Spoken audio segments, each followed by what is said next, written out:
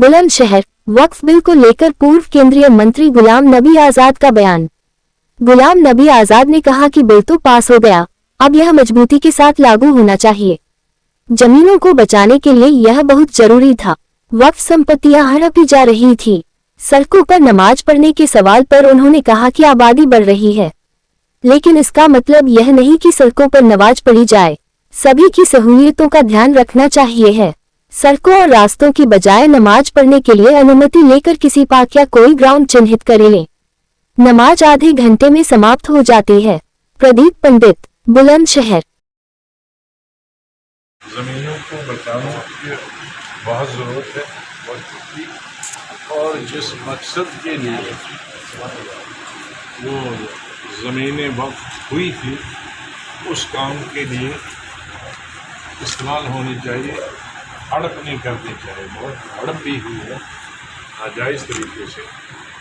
अब कानून तो पास हो ही गया, अब इस कानून को अच्छी तरह से लागू करना चाहिए और वक्त का इस्तेमाल होना चाहिए और नाराज़गी को उसका लाभ मिलना चाहिए। सर, इसको आप किस परिप्रेक्ष्य में देखते हैं? सरकार के जिम्मेदार लोग इस तरह के बयान देते हैं। तो मैं हमेशा कहता हूँ कि देखो आबादी बढ़ी है जी सर।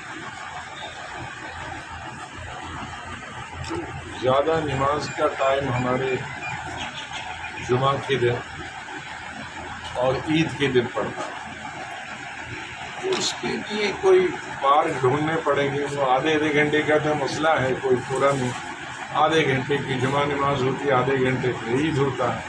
कहीं भी अगर सरकारें चाहें तो डिजिग्नेट करेंगे ये पार्क है भाई, उस दिन इसको नमाज के लिए इस्तेमाल होना चाहिए। एक तरफ तो हमारे प्रधानमंत्री ज़रूरी देने की ज़रूरत नहीं है, वो सरकारी पार्क में भी हो सकता है।